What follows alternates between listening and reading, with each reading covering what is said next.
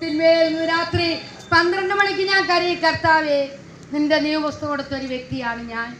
എനിക്ക് ഭവനം പണിയണം, കടഭാരം തീർക്കണം, അതിനുള്ള ഒരു വഴി ദൈവമേ നീ എനിക്ക് ഒരുക്കി തരണമേ എന്ന് ഞാൻ പ്രാർത്ഥിക്കുക പതിവായിരുന്നു. മക്കളെ, ഞാൻ 6.5 മാസം ഞാൻ പ്രാർത്ഥിച്ചപ്പോൾ 6.5 മാസം കഴിഞ്ഞപ്പോൾ എനിക്കതിന് മറുപടി കിട്ടുവാനിടയായി.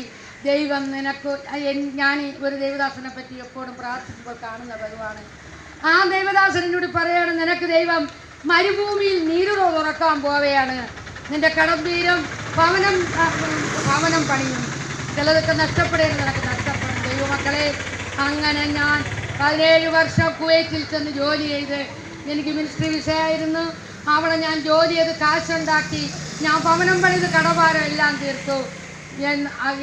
ഞാനെല്ലാം തീർത്ത് ഞാൻ എൻ്റെ മോനെ കൊണ്ടൊരു കല്യാണം കഴിപ്പിച്ചു. 1.5 വർഷം അവന് അറ്റാക്കായിട്ട് അവനും മരിക്കുവാനിടയായി.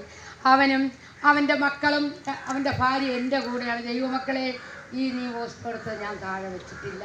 ഞാൻ എൻ്റെ ഫേസ്ബുക്കിൽ ഇഷ്ടംപോലെ ഫ്രണ്ട്സ് ഉണ്ട്. ഞങ്ങളുടെ നാട്ടിലുള്ളവർ വിദേശത്തും സ്വദേശത്തുള്ളവരെല്ലാം ആഡ് ചെയ്തിട്ടുണ്ട്. ഞാൻ വാട്സപ്പിൽ കൂടി ഒരു പ്രേയർ ഗ്രൂപ്പ് നടത്തുന്നുണ്ട്, അതിൻ്റെ അഡ്മിനാണ് ഞാൻ. എല്ലാവർക്കും വേണ്ടി ഞാൻ പ്രാർത്ഥിക്കുന്ന ഒരു വ്യക്തിയാണ്. അന്ന് ഞാൻ ഫേസ്ബുക്കിൽ വന്നു, നീ ദൈവത്തെ ഭയങ്കര മുറുകെ പിടിക്കുന്ന ഒരു വ്യക്തിയാണ്. എൻ്റെ ഫേസ്ബുക്കിൽ നോക്കിയാൽ ദൈവവചനം മാത്രമേ അതിനകത്ത് ഇടാറുള്ളൂ. അത് പറഞ്ഞു, നീ എന്തുകൊണ്ട് നിനക്ക് ഇനിയെങ്കിലും രാഷ്ട്രീയത്തിൽ, എൻ്റെ ഭർത്താവ് രാഷ്ട്രീയ നേതാവായിരുന്നു, ഇനിയെങ്കിലും നിനക്ക് രാഷ്ട്രീയത്തിൽ ഇറങ്ങിക്കൂടെ, എല്ലാം കഷ്ടവും പ്രയാസത്തിന് ജീവിതത്തിൽ കടന്നു വന്നു. ഞാൻ പറഞ്ഞു, മരിച്ചവരെ കുറിച്ചിടട്ടെ. ദൈവം തന്ന താലം ഒരിക്കലും ഞാൻ താഴെ വെച്ചിട്ടില്ല.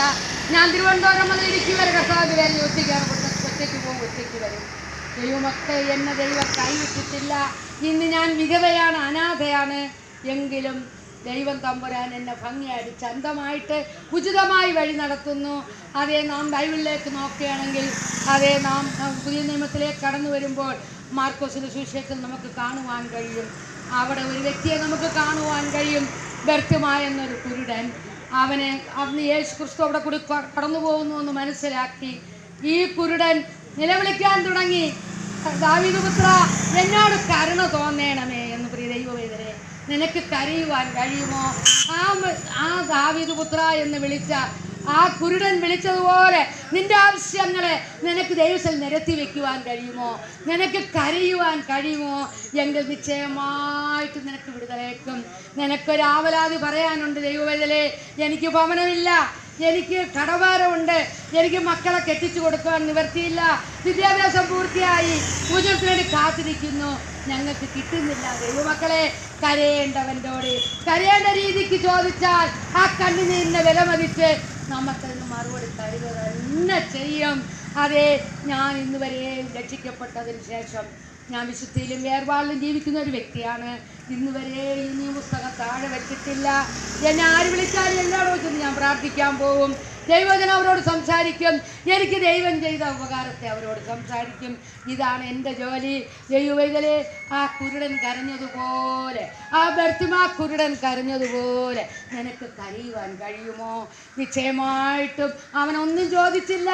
അവൻ വാഹനം ചോദിച്ചില്ല, അവന് വലിയ പണക്കാരനാവുന്നൊന്നും അവൻ ചോദിച്ചില്ല. അവൻ്റെ ആഗ്രഹം